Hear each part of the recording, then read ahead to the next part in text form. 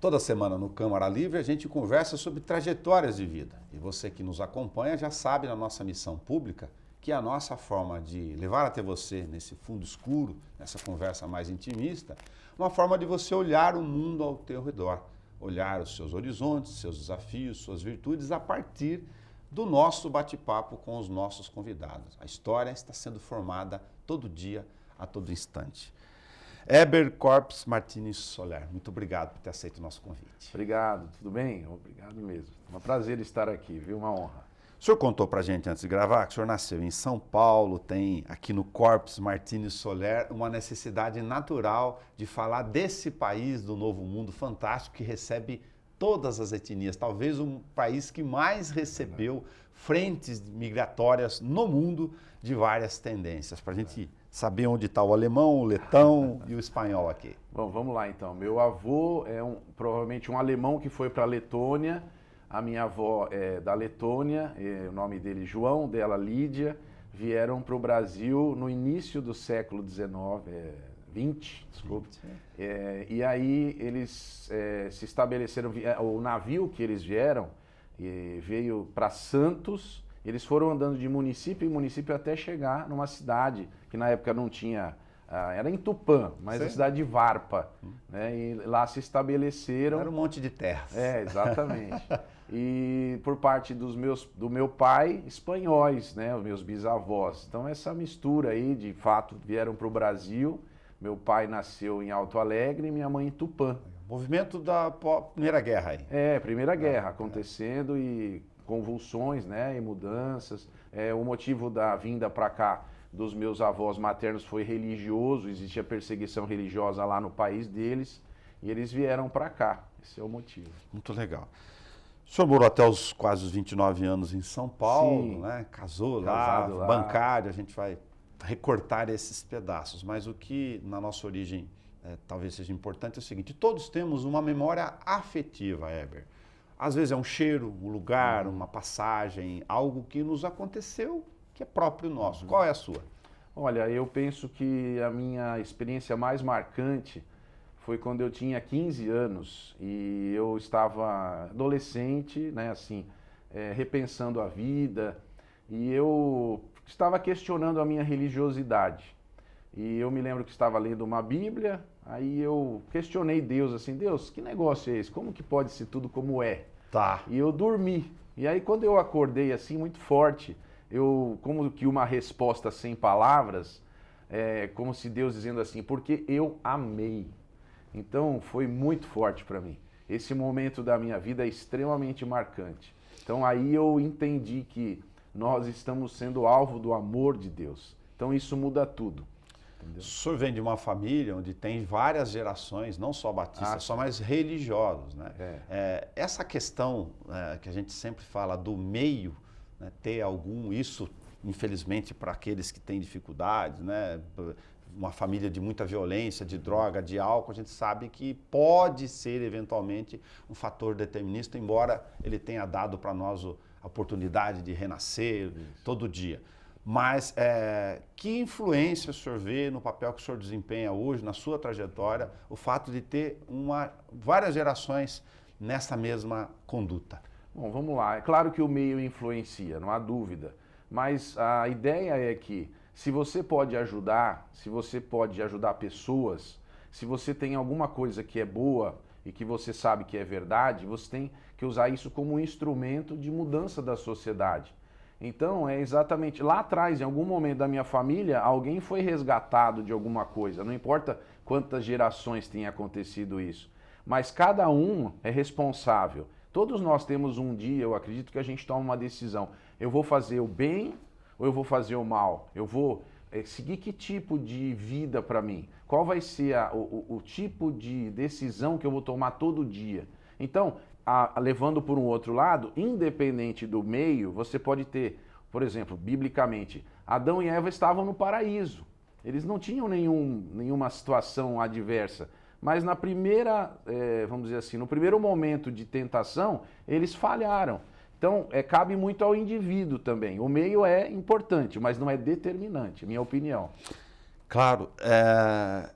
O senhor bem sabe, e que viveu isso, que o jovem na fase pré-adolescente, adolescente, depois aquela constante relação com o mundo de compreender o incompreendido, que acha que está tudo compreendido, que é uma decisão difícil. Falo isso porque o senhor nos contou que exatamente nessa idade o senhor teve do pai um aconselhamento, falar, não, ó, calma, vai cuidar da tua vida primeiro, depois você vai ver a questão missionária. Quando eu tinha 19 anos, eu estava fazendo a faculdade de Engenharia Industrial lá em São Bernardo do Campo, chama FEI.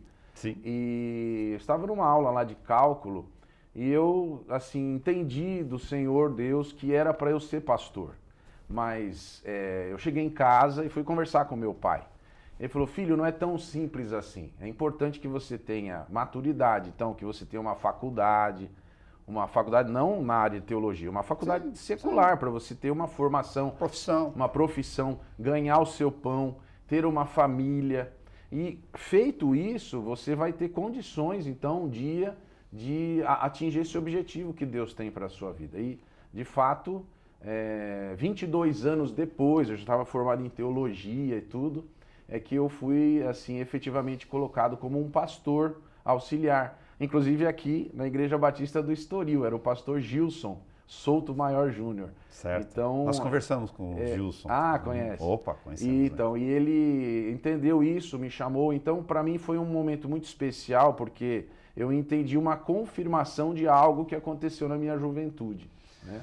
Legal. Aí você foi bancário durante muito tempo, sim. só para saber aqui. O banco, a profissão, esse aconselhamento do pai acabou virando uma trajetória. Exatamente. Trabalhei na Caixa Econômica Federal desde os 21 anos e agora estou aposentado, né? Mas foi uma vida, uma carreira muito... Casou em São Paulo, com a Eunice. Um casamento muito feliz, abençoado. Minha esposa muito querida, uma apoiadora de tudo que eu faço. Conheceu na igreja também? Também na igreja. Tá. E a gente cuidava de adolescentes. Tá. Então foi muito interessante. A gente nem namorava, mais cuidava de adolescente do que... Sim. Mas foi muito legal. Mas foi desempenhando a admiração ali. E aí foi muito importante. E essa, vamos dizer, essa trajetória no banco também foi importante para mim. Eu aprendi muita coisa. Em determinado momento eu saí da agência e passei a trabalhar na área de recursos humanos. E isso foi, assim, muito importante para o papel que eu exerço hoje como pastor. Porque eu pude fazer Porque é um gestor. Isso, exatamente. Gestor de pessoas. De pessoas. Não querendo estruturas. Diminuir o trabalho de um pastor, mas você tem que saber lidar com situações, saber o que pode acontecer de alguma coisa que você diga, que você faça. Claro. Então são realmente experiências importantes e vamos dizer assim, de extrema... é um peso muito grande, metas, desafios, e você vai aprendendo a lidar com isso. Eu falei aqui no começo com o senhor sobre essa questão da nossa missão aqui de comunicação, né, de conversar com todas as línguas, tendências, histórias, ideologias, e isso é um presente. Aí, para aproveitar logo de cara, Batista está ligado a batismo. Exatamente. Bom, pouca gente sabe disso. Nós temos os protestantes. Então, o que acontece? A linha protestante veio de um protesto, digamos assim, a respeito de algumas alterações, de um retorno a algumas ideias bíblicas, segundo, né, os protestantes, vindo da Igreja Católica. Mas aqui não tem nada a ver com Lutero, né? Então, agora, lá Lutero, mas da Igreja Batista, esse movimento acontece num outro lugar. Ele acontece em relação à Igreja Anglicana na Inglaterra, onde um movimento de pessoas entende que alguma coisa está destoando daquilo que eles leem na Bíblia. Ok. E aí, uma delas é o batismo. E o batismo é uma coisa que se entende biblicamente, que as crianças, bebezinhos, não deveriam ser batizados, porque na Bíblia se vê pessoas que primeiro tiveram fé, se arrependeram dos seus pecados, tiveram consciência de que Jesus morreu por elas, e aí então aconteceu o batismo. Dessa forma, em relação à igreja anglicana na Inglaterra, um grupo de pessoas é perseguido, foge para a Holanda, então esse grupo fica na Holanda. Assim que eles adquirem assim, uma certa maturidade ou volume, eles retornam para a Inglaterra agora como um grupo. E esse grupo, em alguns momentos, foi chamado de anabatista, que seria os contrabatismos, mas é contra o batismo infantil. Certo.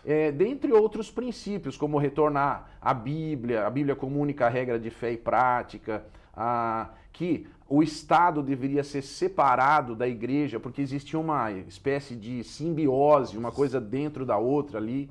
E quando esse grupo vem, aí ele se fortalece na Inglaterra, inclusive são as pessoas que vão colonizar os Estados Unidos. E aí um forte movimento missionário, que é uma característica do povo batista, que gosta de falar do evangelho para todo mundo, e alguns missionários vieram para o Brasil, então formam igrejas aqui e começam um trabalho que hoje já tem, assim, muita gente batista no Brasil. Aí de a todo lugar, a todo mundo. E falar de Jesus para todo mundo. Evangelho. Exato. Seria apropriado, então, falar que o batismo no estado de consciência, ou seja, não infantil, isso, ele é um estado de reconhecimento de Cristo e conversão? Isso. Vamos lá, então. Nós entendemos que quando uma pessoa ouve do Evangelho, que é o Evangelho? O Evangelho é que Cristo morreu na cruz por nós. Deus amou a gente, como eu disse, né, no começo, sim, da minha conversa, e Ele mandou seu Filho na cruz por nós. Muito bem. Isso não é uma coisa que se saiba naturalmente. Alguém tem que contar para a gente. Então, quando essa mensagem chega para cada um, a pessoa tem uma decisão a tomar. Eu acredito nisso, isso é uma balela, é uma mentira, é uma historinha de criança, ou isso é verdade? E aí, dentro de nós, a gente tem um espírito. A gente tem o corpo, a alma, mas tem o espírito. E o Espírito de Deus nos ajuda a entender essa verdade espiritual. E aí a decisão é tomada e a gente diz assim, que a pessoa percebe a verdade. Tem gente até que, é interessante que na igreja acontece isso, a pessoa fala assim, eu não sei porque eu aceitei a Jesus. O meu corpo não queria, minha mente não queria, mas uma força maior me levou a querer isso e agora eu sei que é verdade. A gente diz que é uma conversão. A pessoa é convertida a Jesus. Ela se transforma, ela muda a forma de ser, ela muda a forma de pensar, a forma de agir e ela passa a temer a Deus e entende que Jesus morreu por ela na cruz.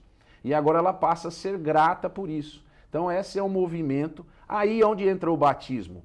Como eu entendi tudo isso, é como se fosse um casamento, vamos dizer assim. Você namora, você gosta da pessoa, aí você passa a se apaixonar, ama, fica noivo, mas ainda não está casado. Sim. Mas o casamento é dizer para todo mundo, é uma cerimônia que você chama todos os seus amigos e fala assim, olha pessoal, agora eu estou casando com essa pessoa exclusivamente, eu a amo e deixo todas as outras para trás e tal.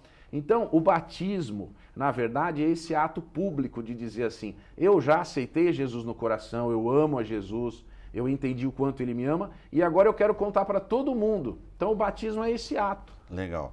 A partir desse instante, como toda a assunção de consciência, você assume uma responsabilidade com Cristo também. Verdade. Isso mesmo. A prática cristã, isso às vezes não é bem entendido por muitas pessoas, que acham que o crente ele é uma pessoa que não gosta de ninguém, ou que tem... Mas não é. É que quando você é coerente com aquilo que você aceitou. Imagina você, por exemplo, um médico.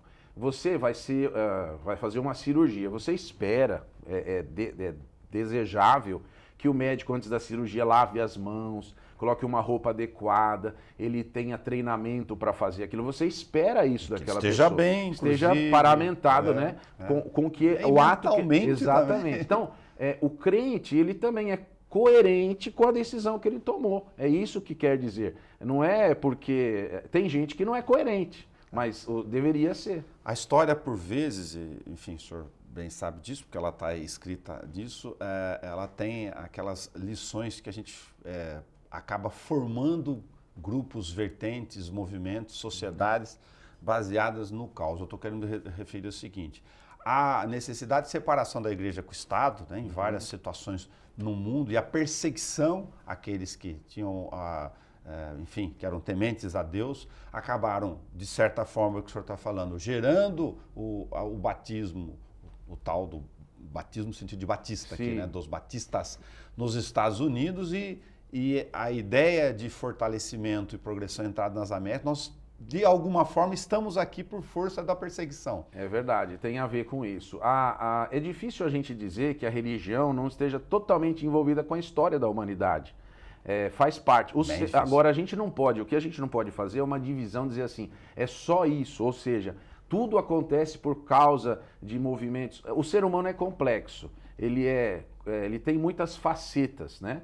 Então nós entendemos que tudo vem junto, mas que a religião influencia, a política influencia, a ciência influencia. Não há como negar isso. Só que o problema é quando a gente quer falar, isso daqui não tem nada a ver com aquilo. Os grandes, vamos dizer assim, os grandes pensadores, os grandes artistas, os grandes pintores, né? Eles foram pessoas envolvidas com religião. E isso não quer dizer nada, não quer dizer que eles sejam menores por causa disso. Claro. Então hoje talvez haja essa dificuldade, né? E a formação das sociedades da história, o senhor comentou uma outra questão ali que eu acho que pouquíssima gente sabe, que lá por volta de 2018, então estão falando lá um pouquinho nesse espaço de tempo, a Primeira Guerra, movimentos... 1918. Eu estou voltando dos batistas lá, 14, Isso. Aí os Estados Unidos, tem um movimento para lá, e 18 tinha um vereador aqui, José Maria Rodrigues Costa. Exatamente. A história da Primeira Igreja Batista começa com alguns pequenos movimentos. Pessoas de São Paulo, da Igreja Batista Liberdade, vieram para cá em 2014. Perfeito. Aí, depois, em 2016, mais pessoas vieram. E, enfim, existe um grupo de pessoas aqui que se reunia para estudar a Bíblia, em casas e tal. Só que o que aconteceu? Quando foi, a gente não sabe exatamente quando aconteceu isso, mas muito perto de um fechamento que aconteceu por causa da gripe espanhola, ninguém podia se reunir, como foi agora Sim. na pandemia, há 100 anos atrás, um grupo de pessoas estava reunido e um vereador, ele falou assim, nós não temos dentista aqui na cidade, tá com falta de Bauru, tá sem dentista. E eles então chamaram um doutor Carlos do Rio de Janeiro, que era amigo desse vereador, para vir para Bauru, e ele veio, um cirurgião dentista, se estabeleceu aqui. Mas olha que interessante, ele veio junto com o pai. O pai dele era pastor batista. E naqueles movimentos de conversa e tudo, o pai pastor, aquele grupo de pessoas, falou, seria legal a gente fundar uma igreja aqui, né? Todos vocês e tal. E aí o que aconteceu? Esse movimento de buscar um dentista de fora trouxe um pastor, e veja como as coisas, né? E aí a igreja, então, ia inaugurar em 2018, mas por causa da gripe espanhola ela ficou fechada um ano. Então passou 2019, não é 2000, é 1919. Isso. Estou falando errado, 100 anos depois. Então em 1919, aí Perfeito. Então aparece essa ideia novamente, e a igreja é formada então em 1920. Perfeito. Por aí, isso é que eu fiz aquela primeira apropriação da Primeira Guerra lá. Exato. A gente passou de século, às vezes a gente confunde. 7 de março de 1920, né? No registro mais propriamente. E aí tem um grupo, né? O senhor viu uma lista lá com uma série de nomes. Tem uma curiosidade que eu queria ressaltar aqui. Por favor. O local onde a igreja está, aqui na rua Virgílio Malta, quadra 7, tá. Esse local pertencia à Beneficência Portuguesa. Perfeito. E era um terreno da Beneficência Portuguesa com um prédio já. Tá. E o que aconteceu? Essas pessoas se juntaram recursos, provavelmente com grande sacrifício, e compraram essa propriedade. E a Beneficência Portuguesa se instalou lá onde ela está hoje. Onde está o hospital. Também é perto. Então, não era nada em Bauru nesse período aqui. Mas é interessante que já era um hospital, né? Hospital. Sim. E passou a ser um hospital de cuidado com o espírito, com a alma das pessoas. Muito então, bom. Bem interessante. Só para citar os nomes, são muitos deles, mas aqui tem Francisco Vinhas, Antônio Ernesto da Silva, FM Edwards e o Adrião Pituba. Exato. Por São exemplo, pessoas que, dentre essas, né, dentre aquelas que iniciaram esse trabalho aí. Por isso que a gente está aqui falando, lógico, por causa da questão histórica, da Primeira Igreja Batista, que tem 105 anos. Isso, então. 105 anos de história, muitas lutas, né? A igreja, ela passou por todas as dificuldades da história no Brasil. Então a gente entende assim que muita gente, muitos pastores, muita dedicação, porque assim, 105 anos é difícil você se manter, né? Poucas empresas, poucas instituições têm tanto tempo assim. Então, sim. É muito... A gente tem grandes nomes de pastores que passaram aqui, membros que dedicaram sua vida a essa causa de pregar o evangelho, e a igreja foi se estabelecendo. A igreja, ela tem 14, nós chamamos de filhas, 14 igrejas, tanto aqui em Bauru como em outras cidades próximas, que ela formou também igrejas batistas, tá? Então foi um trabalho missionário, tem sido até hoje, né, de pregação do evangelho, e a gente fica muito feliz por essa vocação de falar de Cristo. A gente não tem por prática, ficar falando mal de outras denominações, religiões. Nós temos uma vocação de falar do Evangelho de Jesus para as pessoas. Então esse é o nosso trabalho. A missão, a expressão correta, pastor, posso usar como sinônimo missionário? Pode, pastor. Por vocação, exemplo, não tem problema. Vocação missionária. A missão de ser um vocacionado, um missionário, ela envolve uma série de sacrifícios. Né? O sacrifício da questão do refratário na sociedade, o sacrifício daquele que não compreende ou não reconhece ou tenta rejeitar Deus, né? O sacrifício daquele que por várias razões está no mundo do crime, das suas dificuldades, desafios aqui sem julgamento, até para ter alguma coerência, e o sacrifício às vezes por ter aceito a missão, de abrir mão de si próprio em função da missão. Eu estou usando várias vertentes para saber como o senhor lida com todos esses sacrifícios. Muito bem, eu tenho um ótimo exemplo, né? É longe de mim, assim, mas Jesus Cristo foi essa pessoa que abriu mão de toda a sua glória no céu e veio aqui nascer numa manjedoura, porque aquele lugar onde... O primeiro bercinho de Jesus foi um coxo onde os animais comiam. Então, ele é um exemplo para nós. Então, não existe nenhum sacrifício nem perto, nem parecido com o que Jesus fez. Então, é por causa desse exemplo que não só os pastores deveriam e os crentes deveriam exercer uma vida de abnegação, de entrega, porque Jesus amou as pessoas. Então, a gente tem que olhar o indivíduo. É um exercício difícil como ser humano limitado, mas, por exemplo, o que é que essa pessoa precisa? Em primeiro lugar, todo mundo precisa de Deus. Todo mundo precisa de transformação. O homem é mau. O homem, ele não tem boas intenções, o ser humano, quando eu falo. Tá. Ele é deturpado na mente, no coração, e precisa desse resgate, de buscar nobreza na pessoa de Jesus Cristo outra vez, né? Que a gente perdeu isso. Então, o sacrifício de qualquer pessoa nunca vai ser nem parecido com o que Jesus fez, porque ele chegou ao ponto de morrer na cruz e se entregar por nós, e pedir perdão pelos nossos pecados. Então, assim, é uma busca, na verdade. Dizer que a gente consegue é uma luta, é uma busca, é um objetivo, é um norte. Mas ver que as pessoas precisam de Cristo, né? E ajudar em tudo que tiver ao alcance. Então, às vezes, a gente não consegue fazer tudo que a gente gostaria. Aí que entra, por exemplo, a oração, a dependência de Deus. Mas pessoas têm sido resgatadas das drogas, têm sido resgatadas de situações, lares destruídos. Deus faz a obra na vida da pessoa, mas o grande sacrifício é você deixar Deus fazer e você parar de fazer. É que o ser humano, né, sem querer ser filosófico aqui, às vezes ele usa na forma mais exacerbada possível o direito do livre-arbítrio. Ah, sim. Então, a escolha realmente é humana, né? O homem precisa escolher, diante dele tem um convite. De Deus chamando. Jesus contou uma vez uma parábola interessante. Ele falou que um rei, ele estava querendo dar uma festa muito grande. Ele chamou todos os amigos e convidou todo mundo, mas todo mundo estava ocupado. Um tinha que comprar terreno, outro tinha que comprar boi, outro tinha casado, outro tinha que viajar. Então todo mundo mandou um pedido de desculpas e não foi. E o rei falou assim, eu quero a minha festa acontecendo com muita gente. Então ele falou para os servos, chama todo mundo que vocês encontrarem na rua, chama coxo, aleijado, chama todo mundo, doente, mendigo, eu quero a minha casa cheia.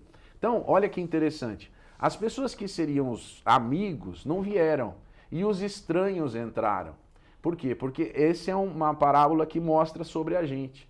Você e eu, né, pelo menos eu me considero um nada, mas eu fui convidado. E todo mundo é convidado por Deus a aceitar Jesus. Quem aceita o amor de Deus em Cristo, ele está convidado para essa festa eterna na presença de Deus.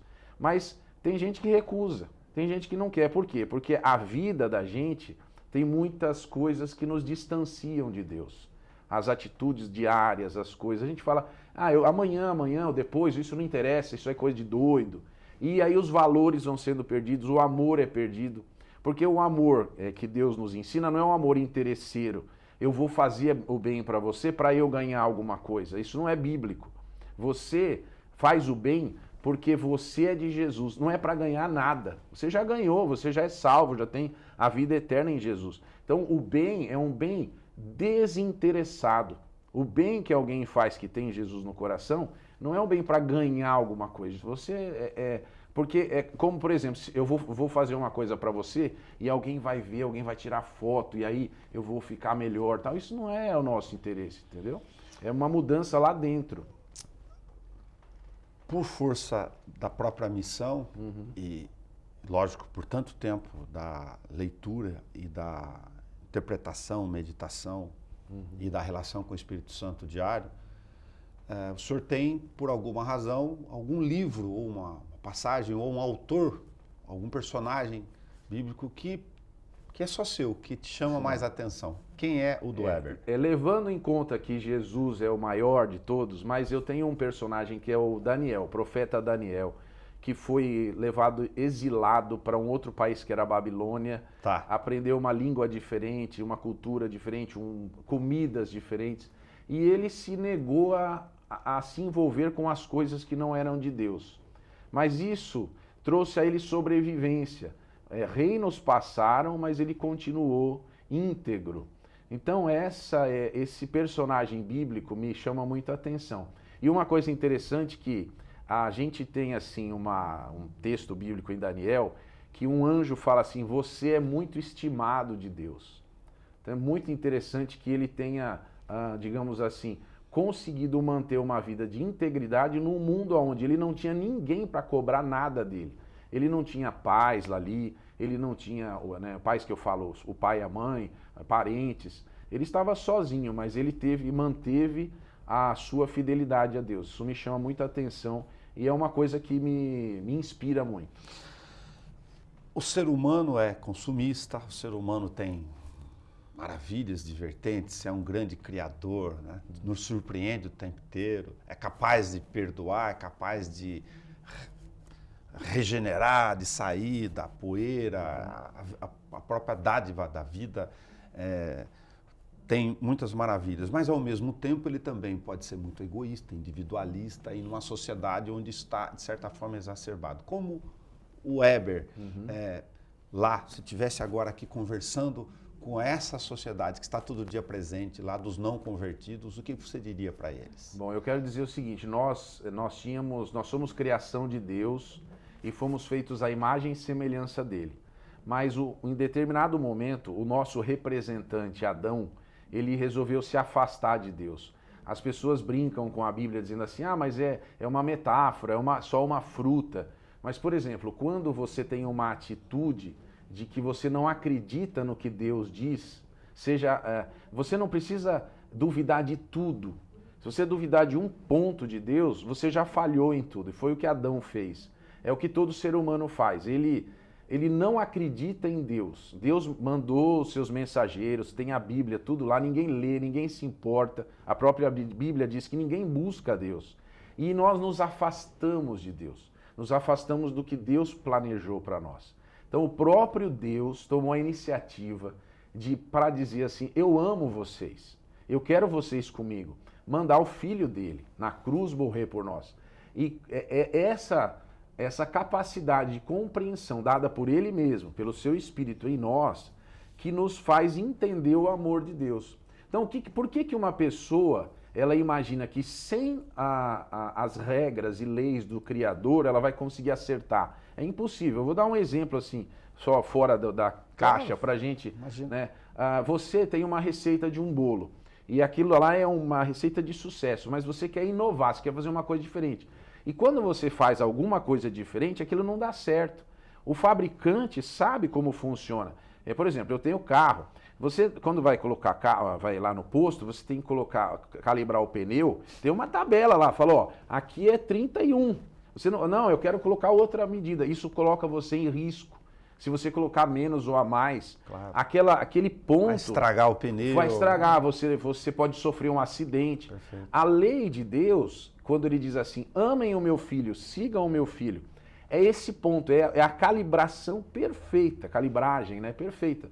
É aqui que vocês têm que viver. Isso vai ser bom para vocês, isso vai ser vida para vocês. Então, minha mensagem para as pessoas é, o mal só vai sair de você se Cristo entrar. Nós não temos força para fazer isso. Não adianta, eu posso querer inventar, eu posso querer tunar o carro, eu posso querer fazer coisas, mas em algum momento eu vou pagar o preço de um motor estragado, de um pneu estourado, de uma árvore que eu acertei no meio, de alguém que eu fiz mal, porque o problema do pecado é que a gente pensa assim, só vai fazer mal para mim mesmo, a vida é minha, eu me garanto. Mas o mal, ele se alastra.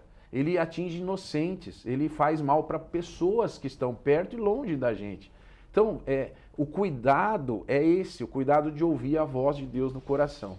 O senhor já deve ter ouvido, e aqui é mais uma questão de reflexão, para as pessoas, como disse, sentirem convidadas a refletir sobre o seu processo de fé, de liberdade de cada um. Né? A vida está aqui como presente. É verdade. Né? Aqueles que ouvirem, ótimo, não somos nós que estamos falando. Mas, independentemente disso, como eu disse, alguns são céticos, outros rapidamente entendem o chamado e dizem, não é a minha vida, como teu pai te disse, você vai trabalhar, vai fazer, mas agora eu preciso exercer essa missão. E alguns pouco mais revoltados dizem, poxa, mas esse Deus que criou tudo isso, essa vida, ele me impõe sacrifícios, penitências, esse Deus que é bondoso, que criou a vida, ele me põe renúncias muito duras para que eu o siga. Deixa eu dar um exemplo. Ontem eu vi um vídeo na Austrália, talvez alguém tenha visto isso.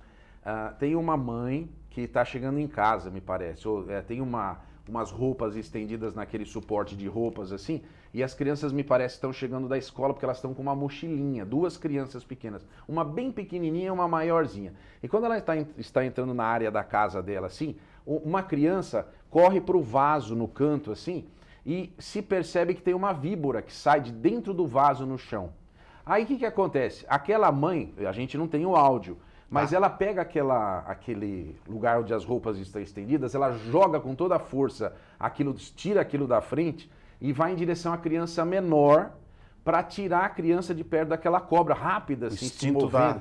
E a criança, no instinto, assim, sem saber o que está fazendo, ela corre, aonde a cobra está, ela fica batendo os pezinhos. Ela corre aonde a cobra vai, ela vai junto. É uma coisa muito rápida. E a mãe pega aquela criança pela mochilinha assim, ela agarra por trás, levanta, quase que joga a criança para trás. Quem não vê a cobra pensa que a mãe está fazendo mal para a criança. E aí a cobra vai para outra criança. Aí a outra criança meio perdida, a mãe volta outra vez para pegar a outra e puxar. Eu vi isso essa semana, eu falei, isso é Deus. Essa abnegação, a que alguns chamam de violência, eu tô sendo, entre aspas, né? Eu tô sendo tolhido das coisas. Ponto sacrifício das pessoas. O sacrifício. Eu queria estar atrás do vaso. Por que a minha mãe me catou e me puxou daqui com toda a violência e me tirou? Talvez aquela criança tenha chorado ou até se machucado. Mas a gente também não olha do ponto de vista de Deus. Deus está arrancando a gente do mal. Deus está arrancando a gente para levar para a vida eterna. Deus está tirando a gente dessa realidade. A gente vai viver aqui 100, 120 anos, vai, muito bem. Mas isso vai passar. Essa puxada da mãe com a criança me chamou a atenção. A criança nem viu a cobra, nem viu a mãe, nem viu nada. Quase que ela bate no vaso. Mas o movimento daquela mulher foi um movimento assim, muito rápido para salvar. Então, a gente pensar, por exemplo, o que nós estamos abrindo mão aqui, perto da eternidade que Deus vai nos dar, e o movimento de salvação de Deus, de tirar a gente de uma situação que vai matar a gente, e a gente não entende. Aquelas duas crianças, elas não entenderam nada. Elas nem viram a cobra, por assim dizer. Mas ela estava lá. Então, esse movimento, eu vi isso, eu falei, Deus é assim, Deus está arrancando a gente daqui. Só que a gente sofre, a gente só vê o mal, só vê o que está acontecendo. Então, esse é um exemplo de ponto de vista, que na minha visão a gente deveria parar e refletir. Por que Deus é assim? Por que Ele está fazendo isso? Por que eu estou sofrendo? Por exemplo, o sofrimento também é um momento de aprendizado muito grande, que quando está tudo bem a gente não tem sensibilidade nenhuma. Mas é no momento do sofrimento, às vezes, quando você é pego, vamos dizer assim, fazendo uma coisa errada, que você fala assim, é verdade, eu preciso melhorar, eu preciso mudar, eu não estou fazendo certo. Então é um movimento de Deus para nós melhorarmos, para sermos, de fato, parecidos com Ele, que é o objetivo dele. Mateus e Samuel, seus filhos, significam o quê? Ah, sim, meus 2 filhos, né? Um abraço aí. O Mateus é o meu filho mais velho, significa homem de Deus. E o Samuel é um presente de Deus. Para quem não conhece a Bíblia, são 2 significado do nome deles. Um abraço para eles, para Juliana, Luísa, para Carol também, né? Sei que é muito abstrato e ao mesmo tempo muito aberto, mas o que é ser batista? Bom, é buscar a verdade na Bíblia, na palavra de Deus. Nós temos essa preocupação. A gente estuda a Bíblia, tem escola dominical, a gente tem assim um enfoque muito grande na Bíblia. Nós queremos fazer as coisas como a Bíblia nos ensina. É uma busca. Alguém pode dizer, mas vocês ainda erram aqui e aqui. Ok, nós não somos perfeitos, mas nós queremos sempre acertar. Ser batista é ser o povo da Bíblia e um povo missionário que fala de Jesus. A sociedade muito dividida, politizada, despolitizada, analfabeta, ignorante no sentido de falta de informação, muito explorada. Como o senhor vê a questão da sua missão diante dessa situação? Muito bem. Tudo que... vamos pensar no caráter das pessoas. Toda ferramenta mal usada ou usada nas mãos de uma pessoa que não tenha boas intenções, ela vai trazer coisas terríveis, tá? Como nós estudamos a Bíblia, eu entendo que, por exemplo, a minha avó, a mãe do meu pai, aprendeu a ler na Bíblia. Ela era uma pessoa que não foi na escola, não era analfabeta, mas ela aprendeu a ler lendo a Bíblia. Vamos usar esse exemplo assim. Quando você estuda a Bíblia, às vezes até palavras difíceis, quando você aprende o ideal de Deus para o ser humano, espera-se de você que você seja um cidadão melhor, que você aprenda... Por exemplo, o hospital é uma invenção cristã. A questão da democracia, os batistas sempre foram um povo democrático. Na Igreja Batista, a gente decide tudo com votação, com discussão. É muito aberto, muito amplo, todo mundo tem direito à voz, a voto. Então, as coisas são muito organizadas no sentido de ouvir a opinião das pessoas. A gente tem liberdade de consciência lá. Então, você se envolver com as coisas de Deus, que no caso do Antigo Testamento, por exemplo, tinha muitas normativas para o povo de Israel, você acaba aprendendo história do direito, história da civilização. Se espera que você seja um cidadão exemplar. E o que é um cidadão exemplar? É alguém que quer uma sociedade justa, alguém que respeita a opinião dos outros, sim, porque tem existe até um conceito errado de que o batista ou o cristão, ele não respeita as pessoas. Isso não é verdade. Aliás, hoje nós só temos uma sociedade com liberdade de expressão, que as pessoas podem dizer qual é a sua opinião e tudo, por causa desse movimento bíblico e protestante e batista, no caso dos batistas, porque uma das coisas dos nossos princípios você é livre para pensar, você é livre para escolher, você é livre para rejeitar Deus, você é livre para não pensar como eu penso. Eu respeito isso, porque se não fosse assim, biblicamente falando, não existiria nem inferno. Ninguém ia para o inferno, porque ninguém vai escolher uma coisa dessa. Mas a liberdade, às vezes, ela é mal utilizada quando eu não vejo o mal que eu estou causando naquilo que eu estou fazendo. Mas eu penso que hoje, como pessoas que se envolvem com Deus, nosso papel ainda é mais relevante de buscar pessoas que estão fora vamos dizer assim, do convívio social, que não tem profissão, não tem estrutura familiar, pessoas desprovidas dessas coisas básicas de alimentação. Assim como também pessoas que às vezes estão... a gente tem conhecimento, por causa do papel de pastor, pessoas que têm tudo, mas não tem nada, porque não tem Deus. Então, o problema está no coração do ser humano, de um modo geral. Heber Corps, muito obrigado por fazer o recorte conosco aqui. Evidentemente, parabéns pelos 105 anos da primeira Igreja Batista em Bauru. É uma questão histórica, sociológica, religiosa, de formação de sociedade. E você que está conosco desde agosto de 2019, escolhido pastor. E se eu não deixei o senhor falar alguma coisa, por favor, fique à vontade. Eu só queria agradecer, em primeiro lugar, pela oportunidade que você está me dando aqui, Nelson, de poder falar, né?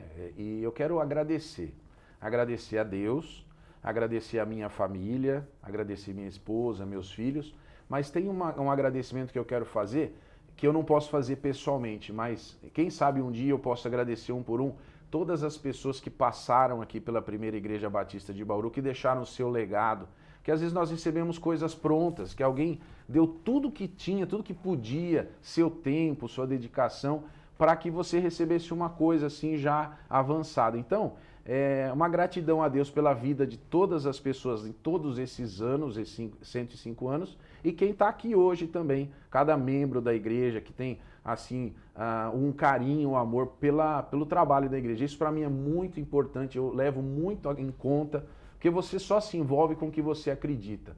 E tem gente que acredita muito, ama muito, faz muito, se envolve demais. Isso sensibiliza o meu coração. Eu, de fato, agradeço a Deus e todo mundo que ajuda a gente aí. Muito obrigado. No Câmara Livre de hoje, a gente conversou no nosso arquivo público documental da nossa missão com Herbert Corpes Martins Soler. Que seja como Daniel, você pode ser uma pessoa também muito estimada por Deus. Na verdade, ele está no meio de nós. Muito obrigado. Até o nosso próximo encontro.